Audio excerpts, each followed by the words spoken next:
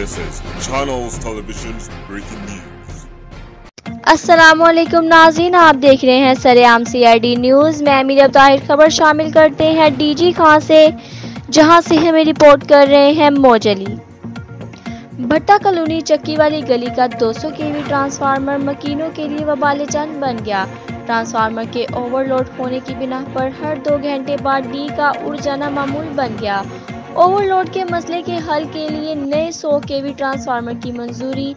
नक्शा बनने, रिश्वत लेने के बावजूद 100 kV का ट्रांसफार्मर नस्ब नहीं किया जा सका। तफसीलात के मुताबिक भट्टा कॉलोनी का 200 kV का ट्रांसफार्मर बहुत ज़्यादा ओवरलोड हो चुका है। शहरियों की दरखास्त पर 100 kV के ट्रांसफार्मर की मंजूरी हुई, नक्शा भी बन गया, तमाम कागजी कार्रवाई भी मुकम्मल हो चुकी है, सिर्फ ट्रांसफार्मर की तनसीब बाकी है। वापटा एहलकारों को नजराना भी दिया जा चुका है, लेकिन लैतो लाल से काम किया जा रहा है। भट्टा कॉलोनी जैसी गुंजान आबादी में 12-12 घंटे बिजली बंद रहना मामूल बन चुका है।